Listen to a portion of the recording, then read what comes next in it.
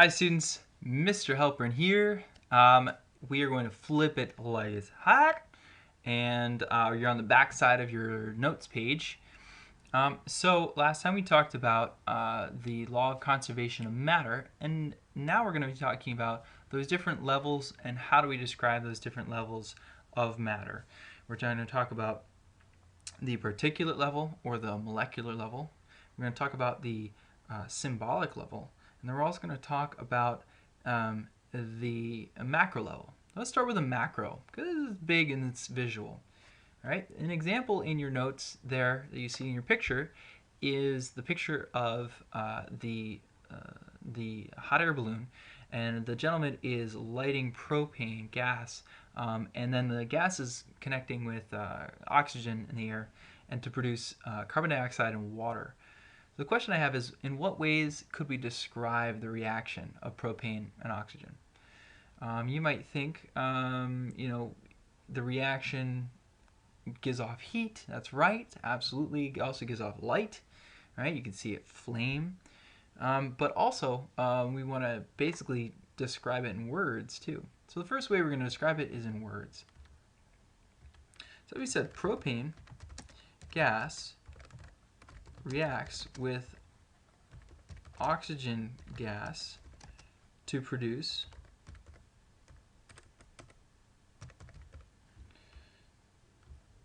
carbon dioxide and water, particularly water vapor. The molecular model, as you see here, all right, this is propane underneath. I'll write propane. You should too. We also have oxygen gas. We have it reacting to make carbon dioxide and water. All right, so that's the molecular model, and we've done molecular models of drawing atoms like this. That's another way we can represent it.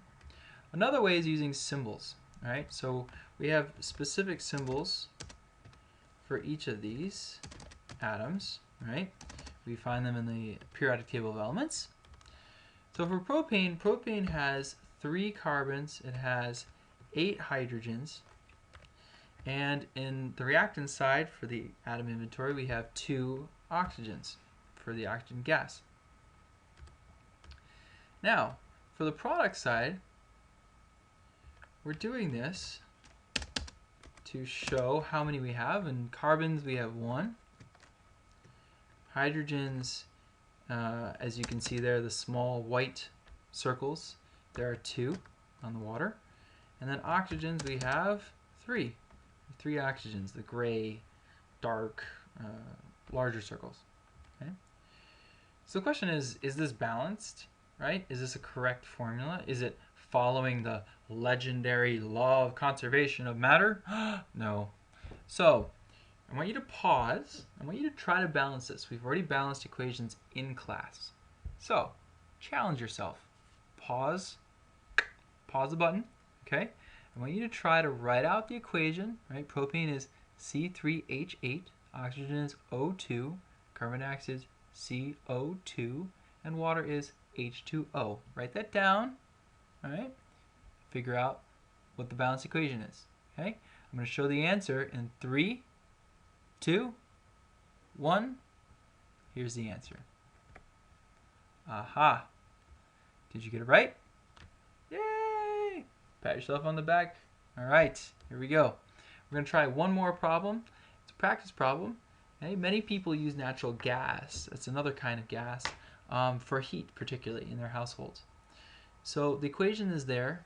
What you're going to do is use the equation, also use the model for methane there, and then you can come up with another circle shape for oxygen, right, to represent that. And see if you can represent the number of molecules and how the reaction might look at the molecular level.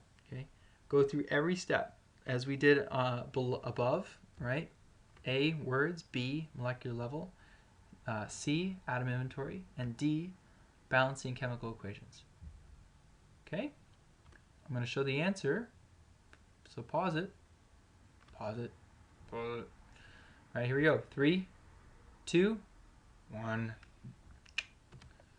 There's the answer. Methane reacts with oxygen gas to create or produce carbon dioxide and water. It's good for us to verbalize this, right? You should be able to have a conversation. This is the conversation, so it's good. Okay? Did you model it like I did? All right, this is the model that I had. Okay, you might have modeled it slightly different with shades, different shades. Okay, but you should show that hydrogen looks the same throughout the reaction. Hydrogen should look the same. Oxygen should look the same. Carbon should look the same throughout the reaction, right? The same shade, the same shape. Okay. Third, the atom inventory. Okay, you should notice that there are 4 hydrogens on reactants and product side, 2 carbons on reactants and product side, and 4 oxygens on the products and reactant side. Therefore, it's a balanced equation. Yay, less work. Okay, so moving on, all right, third page. The third page we didn't hand out in the class today, so make sure that you check the portal. Okay, the portal has the notes, all right? So this is the third page, all right? It's balancing equations. We're practicing this. So let's take a look, all right? This is a molecular model. My first question is this balanced? Well, let's take a look. I see 2 white, 2 red on the left-hand side, and 2 white and 1 red. So, is it balanced? No, this is incorrect. Okay? The law of conservation of matter would be very upset with us, right? Well, what is this? This is H2. This is actually oxygen. And what is it supposed to be making? Well, it's supposed to be making H2O, right? That's actually the chemical equation right there, okay? However, the coefficients are incorrect, right? It's not balanced. And so as such, we can't write it like this. So let's think of some other things we could do. Well, if we're just missing 1 oxygen over here, why don't we just add an oxygen to the water? Let's do that. What would that look like? Well, we'd have H2 again. We'd have O2.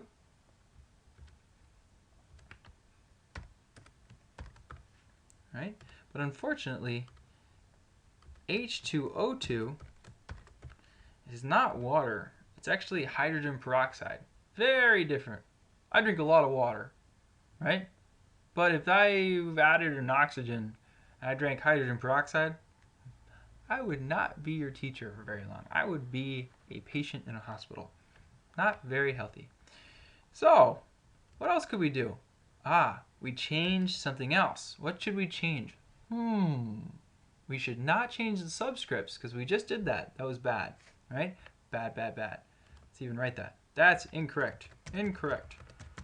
Did someone say we should change the coefficients?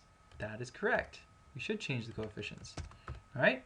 So if we change it, let's say instead of having 1 hydrogen or water molecules, let's say we have 2. Take a look. We have 2 water molecules. That's almost balanced.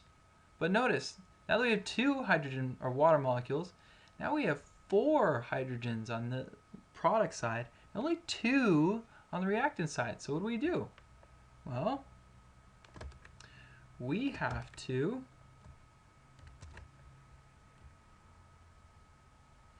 add another hydrogen molecule. Okay?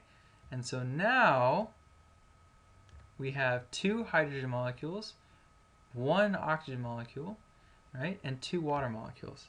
And that's a balanced equation. So what do we learn from this little process here? Okay? What do we learn from this? Well, the way that we got a correct balanced equation was by changing the coefficients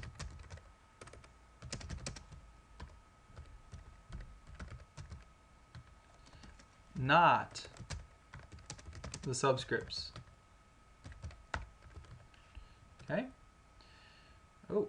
All right, so Step 1 in writing a balanced chemical equation. Step 1. I'm going to move this up here. All right. Step 1. What we do is an atom inventory. Step 2 is we check to see, is it balanced? Okay? If not, sorry, that's step 3. If not, change the coefficients and recheck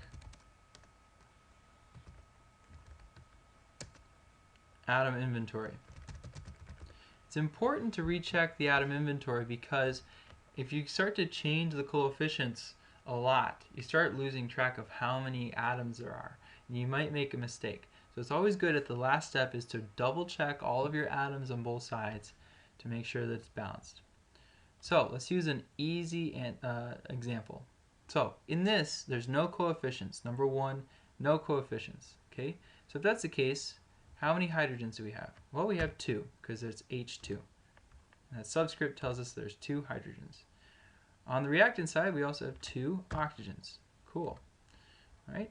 On the product side, we have 2 hydrogens, H2. We have 1 oxygen. So what do we do here? Well, we have to increase the number of oxygen on this side in order to balance it out. It's not balanced. Right? That's step number 2. It's not balanced.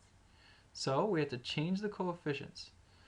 So let's change this coefficient here for water. Let's change it to 2. So we just changed that. All right? What do we do? Well, now this is 2. Yay!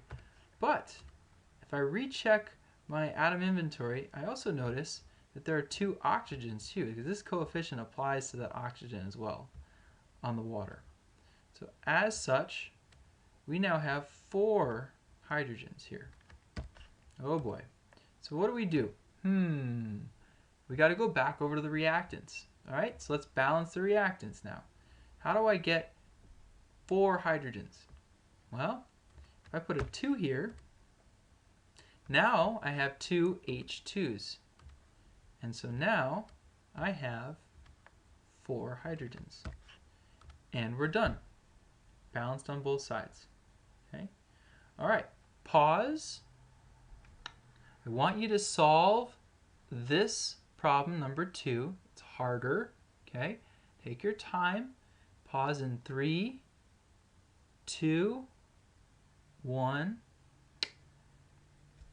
Pause. All right.